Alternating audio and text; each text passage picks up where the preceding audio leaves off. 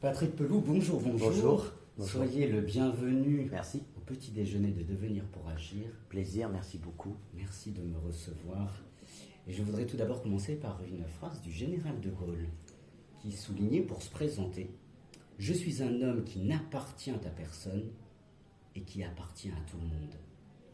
Et vous, Patrick Pelloux, qui êtes-vous? Ah, j'adore. J'adore, puis vous mettez la barre haute, au moins. Non, le général de Gaulle, c'est exactement ça, en fait. Il y a ceux qui choisissent la vie publique pour embellir leur existence, qu'on peut tout à fait comprendre. Puis il y a ceux qui sont plutôt avec une sorte d'altruisme et de volonté de partage et du mot ensemble. Et alors ils sont très peu nombreux, en fait, par rapport à ça, mais récemment, il y a une personnalité politique qui m'a marqué, c'est Jean Castex. Justement, c'est quelqu'un, une fois qu'il n'a plus été Premier ministre, il est reparti dans la vie comme tout le monde. Et je trouve que c'est très honorable. Voyez, et c'est l'engagement public, c'est un engagement personnel, bien sûr, mais au service des autres. Si c'est qu'un engagement personnel pour des avantages personnels, en fait, c'est raté. Quand vous dites au service des autres, que veut dire être au service? Il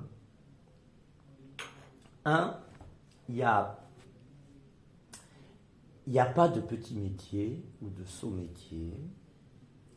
Il n'y a pas de petites gens. Il n'y a pas de petit boulot. Vous avez juste une responsabilité humaine de respecter les autres et de bien faire votre travail. Et moi, j'adore la valeur du travail. La valeur du travail, c'est la valeur qui vous permet d'exister, d'être dans la société et de justement servir l'autre. C'est ça qui est intéressant dans la vie, en fait. C'est d'aller vers l'autre parce que vous avez besoin des autres. Vous avez besoin des autres. Vous pourriez imaginer vivre sur une île déserte tout seul. Vous avez peu d'espérance de vie, en fait. Bon. Donc du coup, c'est ça. Or, nous avons une société qui là prône l'égoïsme. Ouais. Et c'est ça qu'il faut rejeter. Et je suis vraiment...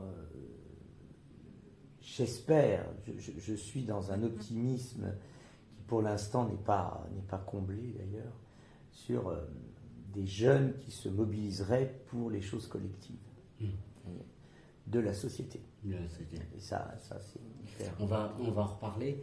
Quelle est votre plus belle qualité? Je ne sais pas. Ma plus belle qualité, c'est probablement ma fiancée. Voilà. Oh, c'est beau. Oh, c'est magnifique. Je ne m'attendais pas à cette réponse. C'est magnifique.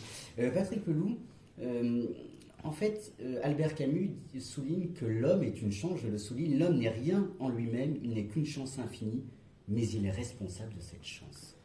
Pourquoi l'homme est-il une chance, vous qui êtes médecin urgentiste, vous passez votre vie au service des autres? Parce que la vie est quelque chose qui est lié au hasard. Après, certains philosophiqueront sur le destin, sur le sens des choses, etc. Mais vous avez une part de hasard. Voilà. Récemment, un collègue me racontait, c'est en province, un cycliste qui roulait sur une départementale. Il fait beau, il n'y a rien, etc. Et il passe sous un lampadaire, d'accord? Et la ginette, c'est-à-dire le truc, est tombée juste quand il est passé. Et il est mort. Voilà. Alors c'est toute la relativité de la vie qui fait que d'un coup, vous pouvez toujours vous estimer en grande sécurité, etc. Il y a le hasard. C'est la même chose pour les formations professionnelles. C'est-à-dire qu'il faut, à mon avis, et c'est ce que moi j'ai fait quand j'étais plus jeune, cultiver ses passions.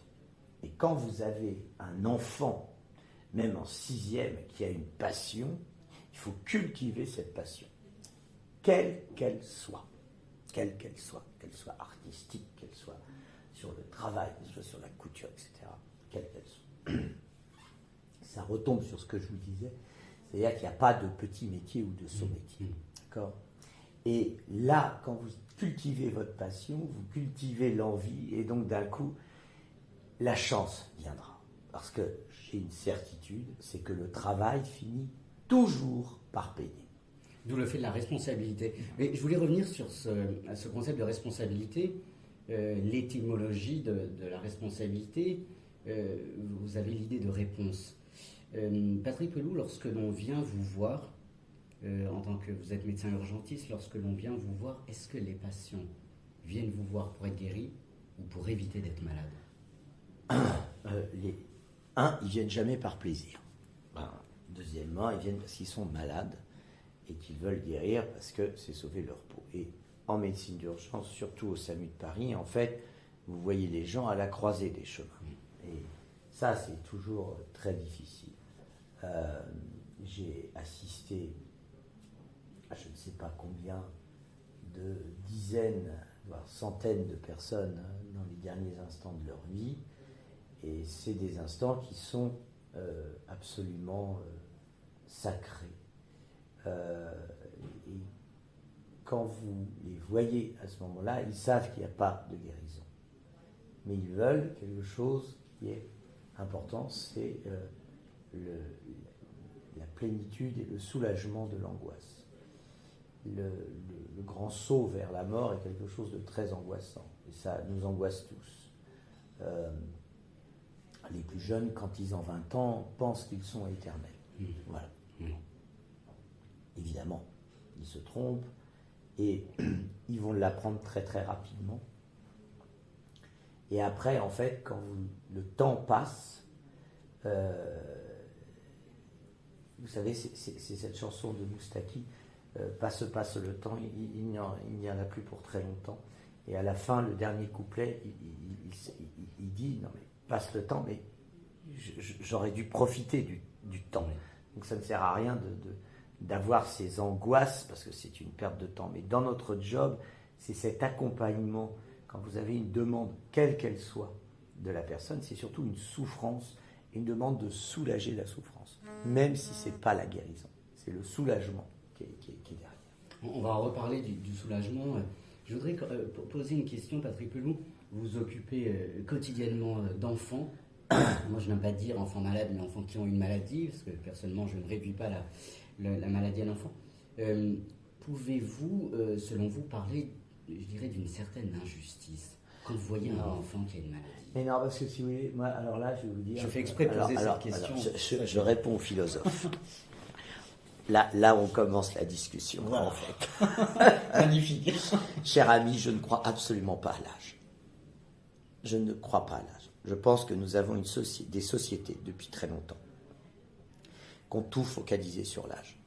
L'âge, c'est la plus belle escroquerie intellectuelle qui ait eu. Alors bien sûr, vous allez me dire, il dit n'importe quoi, parce qu'en effet, le temps qui passe fait que d'un coup, vous avez un peu plus mal au dos, vous avez perdu vos cheveux,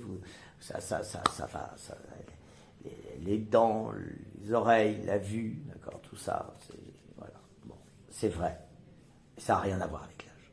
C'est-à-dire qu'en fait, les morts ont tous le même âge. Ils sont morts. Ils sont morts. Voilà. Bon. Quand vous regardez cette société, elle est très stressante dès le départ. C'est-à-dire que vous vous apercevez que les petits-enfants, ils sont nés, ils n'ont rien demandé à personne. D'emblée, quel âge il a? Quel âge il a pour rentrer à la crèche, rentrer à l'école, etc., etc. Et après, tout est conditionné à l'âge. Et vous remarquerez que déjà pour les enfants, on leur met la pression pour dire « va sauter une classe », « va pas sauter une classe », l'âge. Et généralement, l'enfant est angoissé, parce que la première chose qu'on lui pose, c'est « quel âge ont tes parents ?» Voilà. Ah oui, ça c'est génial. Bon. Alors après, il y a cette progression au cours de la vie, où c'est jamais le moment. Vous avez remarqué, c'est jamais le moment. Oui. C'est-à-dire qu'en fait, les gamins, ils vont passer le bac, ils vont faire leurs études, et puis là, on leur dit « Ah, t'es trop jeune. T'es trop jeune. T'as moins de 30 ans, tu es jeune. Tu es junior. » Donc, on rabaisse. En médecine, on est les champions du monde. C'est-à-dire que vous avez maintenant des médecins, parce qu'ils sont médecins, ils ont passé leur thèse, d'accord ? Et qu'est-ce qu'on fait là? On les exploite encore en disant vous allez faire une autre année d'études parce qu'on manque de médecins, donc on punit encore la jeunesse, encore une question d'âge. Et qu'est-ce qu'on leur dit? On leur dit ah, tu as moins de 30 ans, tu es très jeune. Non, le gamin de 30 ans, étudiant en médecine à l'heure actuelle, il a plus de connaissances scientifiques et médicales que moi, parce qu'il vient d'avoir les dernières connaissances. Dans quelques années, il en aura moins que ceux qui arrivent à faire des études aujourd'hui, mais c'est comme ça. Alors attendez, parce que vous arrivez à 30 ans, vous apercevez que 30 ans, bon ça va. Bon, 30 ans, vous avez à peu près 10 mois où là, il faut faire quoi? Il faut avoir, parce que c'est une société qui est modélisée sur des standards, il faut avoir la femme, les enfants, l'achat de la maison, le paiement pour la retraite, les machins et tout, parce qu'arrivé à 40, vous êtes senior. Ah, c'est trop tard. Et donc là, encore l'âge. Et alors vous prenez l'âge. Encore, toujours. Vous rencontrez quelqu'un, une femme ou un homme. Très bien. Première question, quel âge il a? Vous prenez les dossiers médicaux en médecine. Quelle est la première information qu'on donne sur un malade? Quel âge il a? Voyez? Qu'est-ce qu'on a fait au début du Covid, quand on manquait de lits de réanimation? Vous avez des médecins qui sont, des médecins qui ont fait une erreur, à mon avis, qui ont dit, voilà, on ne réanime pas les plus de 75 ans, l'âge. Donc vous avez une société qui est entièrement tournée vers le chronos, le temps qui passe. Voilà, c'est affreux. Alors là, c'est pas un philosophe, mais ça m'a fait marrer quand j'ai vu ça. Keith Richards, des Stones, d'accord. Il répondait à une interview et le journaliste lui dit, alors, ça fait quoi d'être vieux, etc. Keith Richards lui dit, vieux, moi, je suis pas vieux. Il dit, non, je ne suis pas vieux, j'évolue. Et en fait, on a tout confondu entre l'âge, qui n'a rien à voir, c'est juste une carte d'identité, d'accord, et l'évolution. Voilà. Et les jeunes générations, on les opprime. On les opprime parce que, justement, on devrait être une société extrêmement humaine et faire que d'un coup, des jeunes qui auraient envie de faire des parcours, des chemins de traverse, autre chose, il faut l'accepter. Voilà. Or, on ne l'accepte pas, on veut les laisser dans les moules. Et ces moules sont extrêmement contraignants, parce que c'est justement ces moules qui vous donnent l'élite en France, et donc des gens qui vont gagner énormément d'argent par rapport à ceux qui n'en gagneront pas, et qui ont parfois des parcours de traverse. Et c'est, et voyez, l'âge, c'est exactement, juste pour terminer, alors là, ça va gueuler, la retraite. La retraite. Je pense qu'on se trompe. Je pense qu'on se trompe. Furieux. Sur l'âge de la retraite. Oui, on se trompe. Pourquoi? Parce qu'au lieu de parler de l'âge, il faudrait mieux avoir un âge physiologique. On les a. C'est-à-dire que c'est des médecins, des gériatres, des physiopathologistes qui ont travaillé là-dessus, donc on sait. Vous mettez, pour calculer votre âge physiologique, l'indice de masse corporelle, par exemple, vos antécédents cardiovasculaires, de cancer, etc. Et vous avez l'âge physiologique. C'est très intéressant. Vous avez des gens à qui on dit vous partez à la retraite à 60-65 ans, qui sont en pleine forme. Et on leur dit vous devez partir. Et vous avez des gens qui ont 40 ans, qui sont malades, qui sont fatigués, etc., et qui ont dit il va falloir continuer. Vous avez cette ambiguïté à l'heure actuelle d'un gouvernement qui dit qu'il va falloir travailler jusqu'à 65 ans, alors que nous sommes le pays d'Europe avec le plus fort taux de chômage des plus de 50 ans. Encore l'âge. Parce que quand vous êtes... moi, j'ai un bol phénoménal. Ce que je passe mon temps à dire à mes jeunes étudiants, c'est que en médecine, vous ne connaissez pas le chômage. J'ai cette chance incroyable, je ne connais pas le chômage. J'ai des amis qui ont plus de 50 ans, comme moi, qui d'un coup ont été jetés comme des malpropres. Alors, ce qui fait que, si vous voulez, le concept de dire tout le monde a la retraite à 60 ans est faux. On perd énormément de gens qui sont encore capables de travailler, de bien travailler, d'apporter des choses. On revient à votre première question sur le collectif. Voilà. Mais il faut juste réussir à harmoniser tout le monde et pas faire de la ségrégation sociale en disant il y a les jeunes d'un côté, les vieux de l'autre, d'accord ? Et c'est probablement trouver des systèmes qui feraient que, passé 60 ans, toute personne de plus de 60 ans doit avoir un jeune avec lui, un parrainage. Vous allez me dire, ça coûte de l'argent. Oui, mais justement, le pognon, il ne faut pas qu'il aille toujours aux plus riches, il faut qu'il soit redistribué. Et donc là, d'un coup, parce que les deux plus grands tueurs en France, d'accord, c'est la solitude et la retraite. En médecine, je passe mon temps à interdire à mes collègues de prendre leur retraite. Un médecin prend sa retraite, il est dans le cercueil au bout de 2 ans. Il se fait chier. Oui, c'est juste une réalité. Oui. Il se fait chier. Parce que quand vous êtes médecin, vous avez une identité sociale. Et puis c'est passionnant la médecine. Vous aidez les autres, etc. Alors, le jour au lendemain où le téléphone ne sonne plus, d'accord ? Et donc vous marchez à petits pas très vite et c'est terminé. Bon. Donc du coup, il y a tout. Et c'est pour ça que, si vous voulez, le débat sur la retraite à l'heure actuelle, la pauvreté du discours politique aujourd'hui, j'écoute plus les informations sur tout ça. Tellement déprimant. D'accord, on est d'accord, mais si vous voulez, il y aurait tout ça à reconcevoir et qui serait passionnant.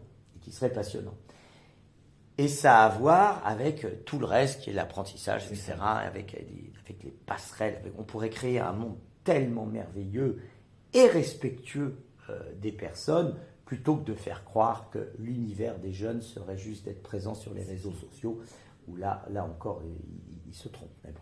Voilà, je vous écouterai des heures parce que je trouve que vous êtes passionnant dans votre réflexion. Je fais peut-être un petit raccourci. Vous parliez des retraites, où les médecins finalement prennent leur retraite et du jour au lendemain dépriment peut-être à leur tour.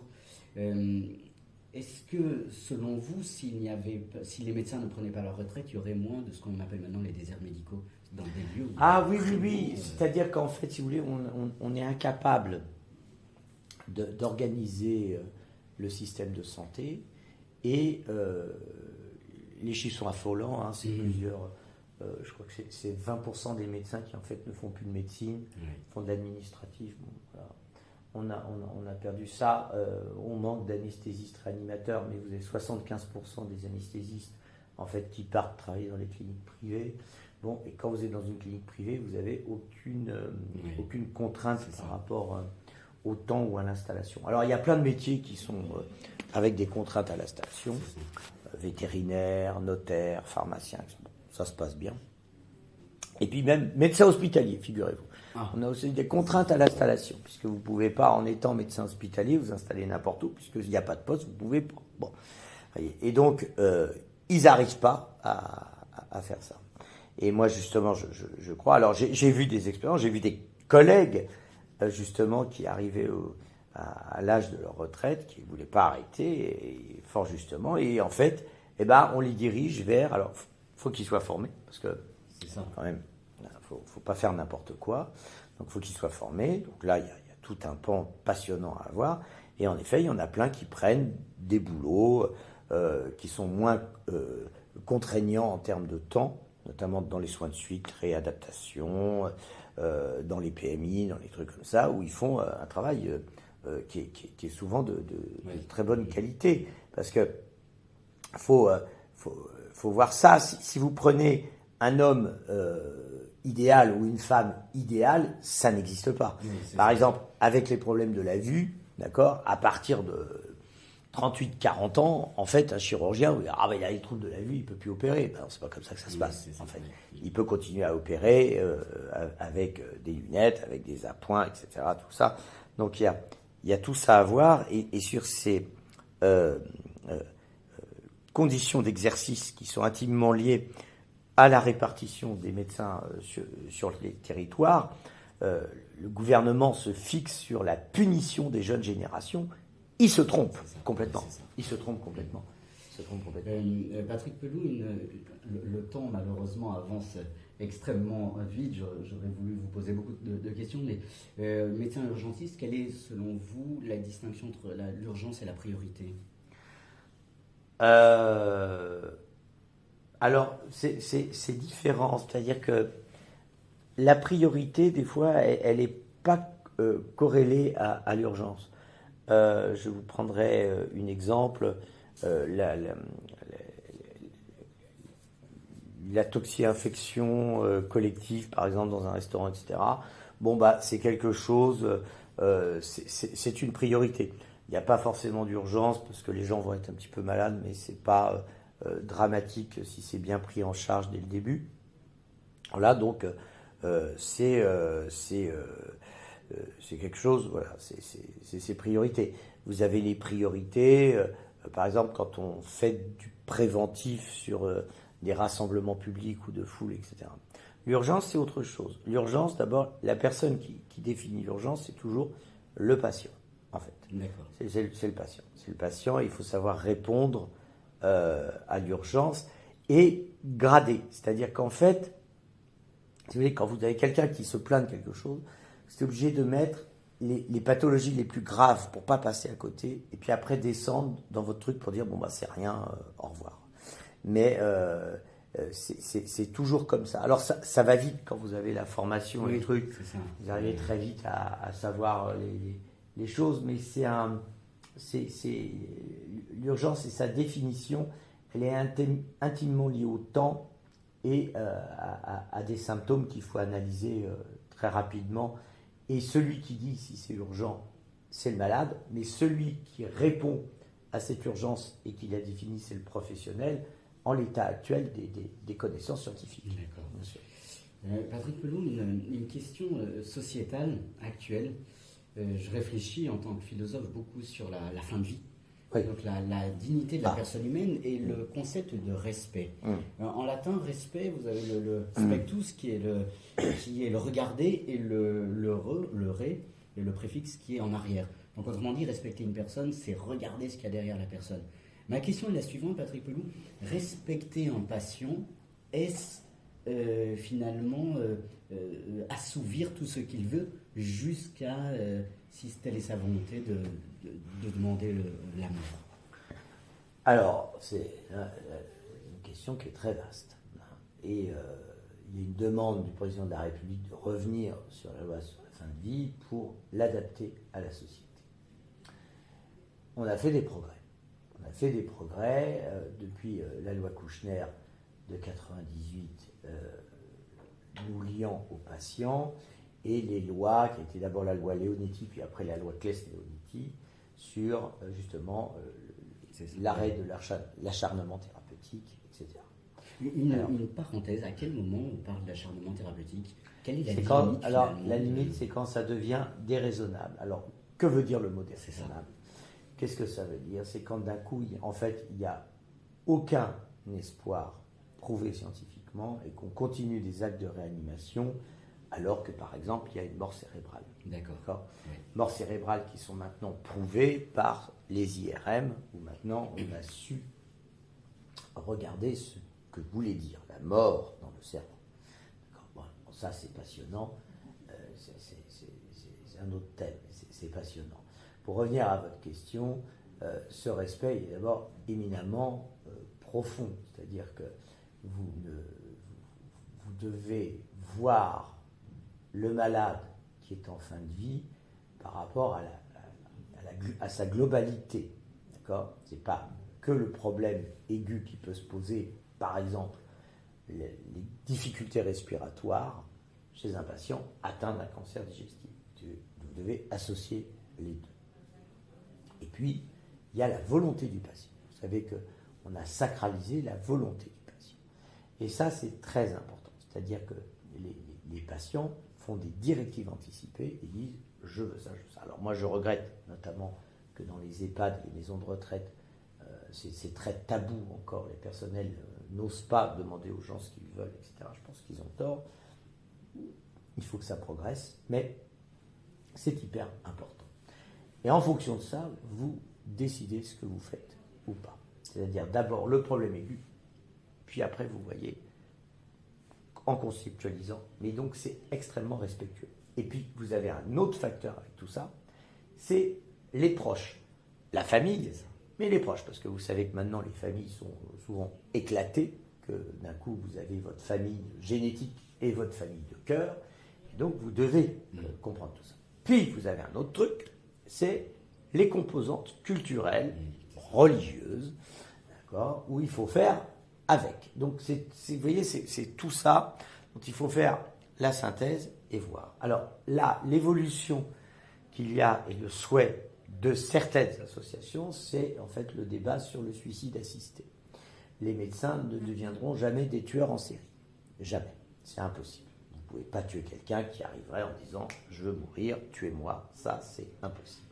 Mais par contre, de trouver le fait que justement en respectant les personnes qui ont des maladies chroniques et où la vie est devenue absolument insupportable, eh ben, il faut trouver, et c'est pour ça que les réflexions vont commencer avec les comités d'éthique, les philosophes, etc., pour trouver un moyen, et c'est vrai, si vous voulez, pour avoir accompagné des personnes qui sont par exemple avec la sclérose latérale amyotrophique, des maladies dégénératives effroyables, et où les personnes ont encore toute leur conscience, et quand ils vous disent qu'ils n'en peuvent plus, etc., il faut entendre cette peine, et je pense vraiment faire évoluer la loi.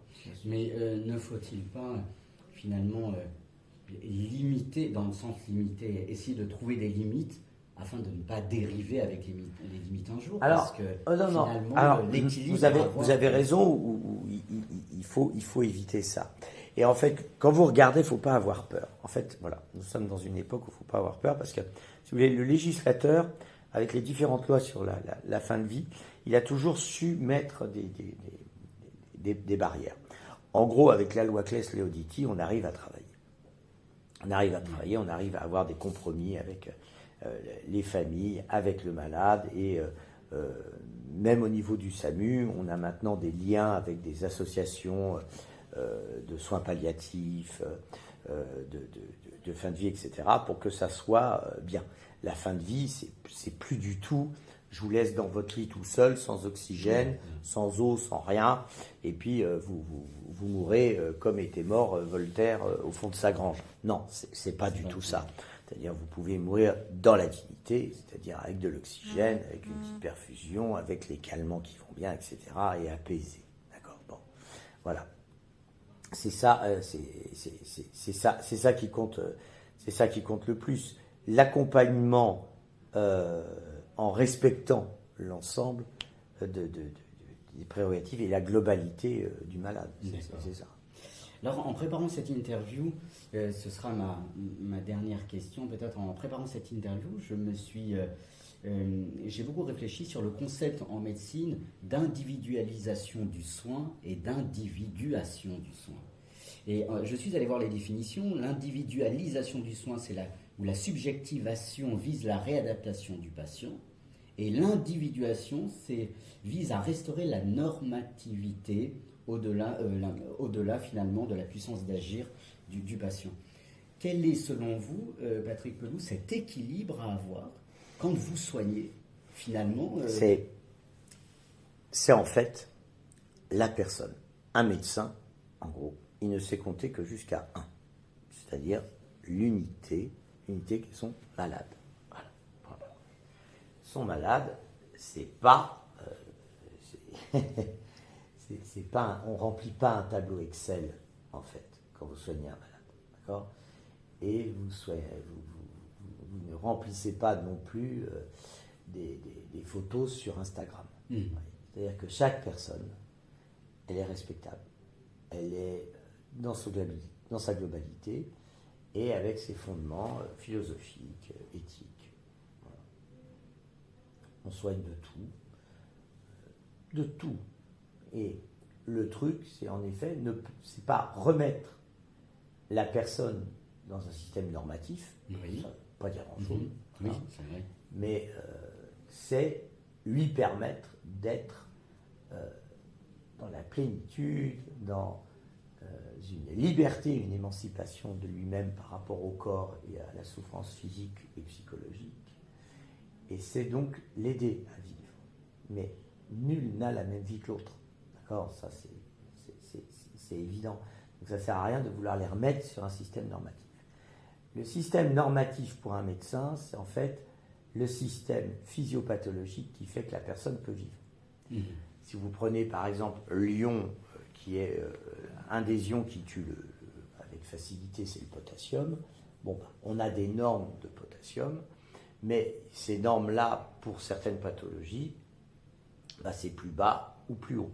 On ne va pas essayer de remettre systématiquement, mais l'objectif, c'est d'être dans ces critères de normalité, mais qui peuvent être variables en fonction des pathologies. Donc le but, c'est pas de faire que tout le monde soit pareil. C'est de faire que la personne vive le mieux possible avec ses handicaps, avec ses antécédents, avec sa maladie, et qu'il soit voilà, qu'il éprouve encore du plaisir à écouter de la musique, à sortir, à aller boire des bières, etc. Tout ça, bien sûr. Mais est-ce que c'est l'aider à mieux vivre ou l'aider à mieux mourir ? À mieux vivre. Le but du médecin, c'est pas d'aller vers la mort. On y va de toute façon. C'est pas ça. C'est pas d'aller vers la mort. C'est pas ça. C'est de mieux vivre. C'est ce qui nous arrive, si c'est l'appendice de votre question, c'est qu'en fait, si vous voulez, quand vous avez des personnes qui vont mourir et qu'on sait qu'elles vont mourir, c'est de leur permettre de vivre encore en toute liberté et sans souffrance les derniers instants. Combien, moi j'ai l'habitude de le dire à chaque fois, les familles qui posent la question, il y a pour combien de temps ? À chaque fois, je leur dis, je ne suis pas divin. Je ne suis pas devin, pardon. Je ne suis pas devin, je ne suis pas... je suis pas Dieu, je ne sais pas, voilà. Et en plus, je ne crois pas en Dieu, donc du coup, mais c'est les aider le mieux possible. Vous ne croyez pas en Dieu, vous croyez en vous ? Non, ouais, moi, je crois beaucoup dans la laïcité, d'accord ? Je crois beaucoup dans la laïcité et sur les mathématiques et la science. Voilà. Et je pense que c'est ça qui peut nous sauver. C'est ça qui nous a déjà sauvés. Et c'est la science qui nous a fait faire autant de progrès, et c'est la science qui va nous sortir de tout ce merdier. J'avais une question sur l'évolution de la science, mais malheureusement le temps de l'interview s'arrête. Patrick Poudou, à toutes les étudiantes et les étudiants qui vous regardent aujourd'hui, quel message d'espérance pouvez-vous leur apporter ? Travailler. Le travail, c'est ce qu'il y a de plus important. Et vous vous en sortirez toujours avec du travail.